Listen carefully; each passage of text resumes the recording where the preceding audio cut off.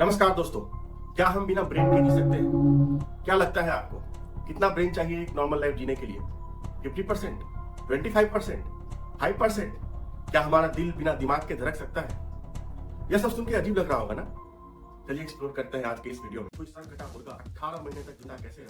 क्या दिमाग का तो 90% पोर्शन ही गायब, सरकारी नौकरी कर रहा है और कोई 5% ब्रेन की जरूरत नहीं, या अपने अंदर के इलेक्ट्रिकल एक्टिविटी से खुद ही 10 सितंबर 1945 यूएस का फ्लोरिडा शहर। लॉयड ऑल्सन की फैमिली चिकन पार्टी के मूड में। लॉयड एक मुर्गे को पकड़ कर लाया और रख दिया उसका सर तख्त पर, उठा ली कुल्हाड़ी और अलग कर दिया उसका सर धड़ से। पर ये क्या, मुर्गा उसके पकड़ से छूट गया और भागने लगा। लॉयड उसके पीछे पीछे भागता है और पकड़ लेता है उस मुर्गे को। मुर्गा छटपटा रहा है। लॉयड उस मुर्गे को उठाकर एक डब्बे में डाल देता है। डब्बे से तेज आवाज आने लगी, जोर जोर से। लॉयड वहीं बैठ गया उस मुर्गे के मरने के इंतजार में। कुछ समय बाद उस डब्बे से आवाज आनी बंद हो गई। लॉयड ने ढक्कन उठाया, पर ये क्या, मुर्गा तो भागने लगा। लॉयड हैरान था। लॉयड उसके पीछे पीछे भागता है और उस मुर्गे को पकड़ लेता है, पर इस बार मारने के लिए नहीं, उसकी जान बचाने के लिए। वह मुर्गा छटपटा रहा था, भागने की कोशिश कर रहा था। लॉयड ने उसके भोजन नली में एक ड्रॉपर लगा दिया ताकि उसको भोजन और पानी दे सके, और अगले 18 महीने तक वह हेडलेस चिकन जिंदा रहा। पूरे यूएस में फेमस हो गया, पूरे वर्ल्ड में फेमस हो गया। अब आप सोच रहे होंगे कि कोई सर कटा मुर्गा, एक हेडलेस चिकन 18 महीने तक जिंदा कैसे रह सकता है? दरअसल जब लॉयड ने उस मुर्गे के सर पर कुल्हाड़ी चलाई थी तो भले ही उसका सर अलग हो गया हो, पर उसके दिमाग का कुछ पोर्शन बच गया था, और उस बचे खुचे ब्रेन से वह मुर्गा ब्रीदिंग कर रहा था, वह मुर्गा जिंदा रह पा रहा था। पर क्या बिना ब्रेन के भी कोई जिंदा रह सकता है? जरा सोचिए। चलो बात करते हैं कॉकरोच की, जिसका अगर आप सर काट भी दो तो कम से कम हफ्ते भर तो जिंदा रह ही सकता है। आप पूछोगे कैसे? दोस्तों, कॉकरोच एक ऐसा जीव है जो अपने ब्रेन से कंट्रोल नहीं होता। उसका कंट्रोल सिस्टम डिस्ट्रीब्यूट होता है उसके पूरे बॉडी में डिसेंट्रलाइज तरीके से, जिसे हम कहते हैं गैंग्लिया। और इसी गैंग्लिया के सहारे नर्व्स कनेक्टेड होते हैं जो उसके पूरे बॉडी में डिस्ट्रीब्यूट होते हैं, और इसी से वह कंट्रोल होता है। कॉकरोच को सांस लेने के लिए भी सर की जरूरत नहीं है। उसके पूरे बॉडी में छोटे छोटे होल्स होते हैं जिसके सहारे वो सांस लेता है, और वो चल भी सकता है। सिर्फ एक ही प्रॉब्लम है कि बिना सर के वो खाना नहीं खा सकता, और फिर वो 2-3 हफ्ते में मर जाएगा। अब आप पूछोगे कि चलो भाई, मुर्गे का और कॉकरोच का तो समझ में आ गया, पर इंसान का क्या? क्या इंसान भी थोड़े बहुत ब्रेन से जिंदा रह सकता है?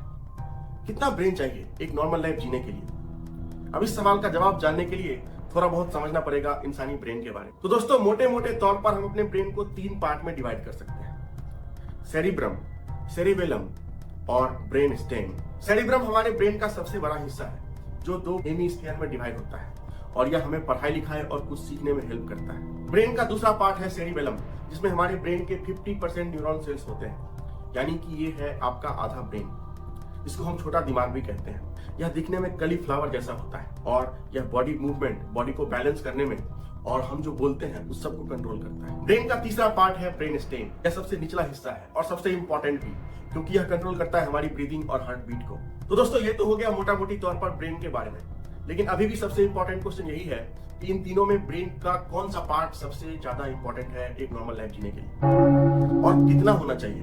50% या थोड़े बहुत 5-10% में भी इंसान अपना काम चला सकता है? इस सवाल का जवाब आपको अगले 2-3 एग्जांपल्स में खुद ही मिल जाएगा। साल 2014 चीन देश की 24 इयर्स की एक महिला सिर दर्द और बेहोशी का शिकायत लेकर डॉक्टर के पास जाती है। उस महिला के ब्रेन का स्कैन करा जाता है, पर डॉक्टर के होश तब उड़ जाते हैं जब एमआरआई स्कैन से पता चलता है कि उसके ब्रेन का 50% यानी कि सेरिबेलम पूरी तरह से गायब है। यानी कि वह महिला 50% ब्रेन के सहारे जी रही थी। और इससे भी हैरानी करने वाली बात यह है कि उस महिला को यह बात पहले से पता भी नहीं था कि उसका ब्रेन तो आधा गायब है, और वह नॉर्मल लाइफ जी रही थी। वह एक बच्चे की मां थी। इसी तरह से द लैंसेट में पब्लिश्ड 2007 की एक स्टडी के अनुसार फ्रांस देश का 44 इयर्स का एक आदमी अपने बाएं पैर में वीकनेस के इलाज के लिए हॉस्पिटल में एडमिट होता है। उसके ब्रेन का स्कैन करा जाता है, और देखिए उसके दिमाग का एमआरआई स्कैन। इसके दिमाग का तो 90% पोर्शन ही गायब है, और वह आदमी सिर्फ 10% ब्रेन के साथ अपना नॉर्मल लाइफ जी रहा था। इससे भी ज्यादा हैरान करने वाली बात यह है कि वह आदमी सरकारी नौकरी कर रहा था और 2 बच्चों का बाप भी था। इसी तरह से यूनिवर्सिटी ऑफ शेफील्ड इंग्लैंड के एक प्रोफेसर जॉन लॉर्बर अपने रिसर्च आर्टिकल, जो कि वर्ल्ड के टॉप मोस्ट जर्नल साइंस में पब्लिश है, उसमें बताते हैं कि फर्स्ट क्लास मैथमेटिक्स ग्रेजुएट एक स्टूडेंट के ब्रेन का 95% पोर्शन पूरी तरह से गायब था। और इससे भी ज्यादा हैरान करने वाली बात यह है कि उस स्टूडेंट का IQ level normal IQ level से बहुत ज्यादा यानी कि 126 था। तो आप सोच रहे होंगे कि भाई ये हो क्या रहा है।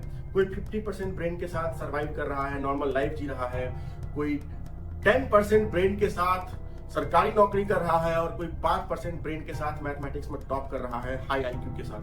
तो ये क्या कोई चमत्कार है या फिर इसको साइंस एक्सप्लेन कर सकती है? तो दोस्तों ये सब पॉसिबल है ब्रेन प्लास्टिसिटी यानी कि न्यूरोप्लास्टिसिटी के कारण। जैसा कि आप जानते होंगे कि हमारा ब्रेन करीब 85 बिलियन न्यूरॉन सेल्स से बना है जो एक दूसरे से कनेक्टेड होते हैं, ठीक उसी तरह से जैसे आपके फोन में गूगल मैप में सारे रूट्स एक दूसरे से कनेक्टेड हैं। और अगर आप कहीं जा रहे हो और कोई एक रूट बंद हो गया तो गूगल मैप आपको रीरूट कर देता है।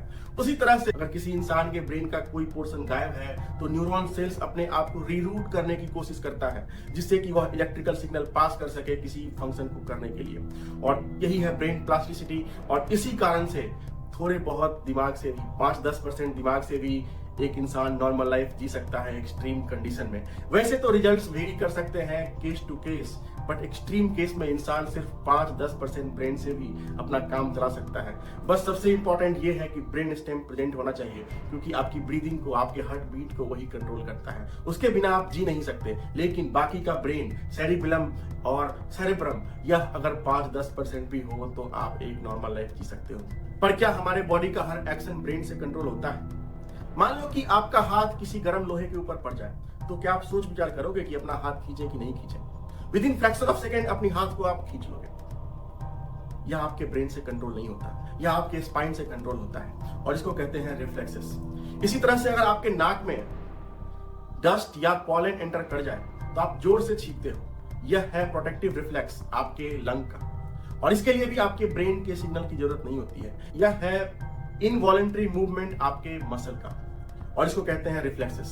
तो रिफ्लेक्सेस जितने भी होते हैं यह आपके ब्रेन से कंट्रोल नहीं होता, यह आपके स्पाइन से कंट्रोल होता है। इनफैक्ट आपके दिल को धड़कने के लिए भी ब्रेन की जरूरत नहीं है, यह अपने अंदर की इलेक्ट्रिकल एक्टिविटी से खुद ही धड़कता है। भले ही आपको जिंदा रहने के लिए ब्रेन की जरूरत है, लेकिन आपके दिल को धड़कने के लिए, आपको छींकने के लिए ब्रेन के एक्टिविटी की जरूरत नहीं होती है। ये सारे कंट्रोल होते हैं आपके रिफ्लेक्सेस से। यह देखिए एक मेढक का दिल परसल्फेट यानी कि सलाइन सॉल्यूशन में रखा गया है लो टेम्परेचर पे ऑक्सीजन के सप्लाई के साथ और यह उसी तरह से धड़क रहा है जैसे हमारा दिल हमारे बॉडी के अंदर धड़कता है। यानी कि हमारे दिल को धड़कने के लिए भी दिमाग की जरूरत नहीं होती है। ये देखिए मरे हुए फ्रॉग के लेग्स के ऊपर नमक छिड़कने से इसमें मूवमेंट हो रहा है। इसमें भी ब्रेन एक्टिविटी की जरूरत नहीं है।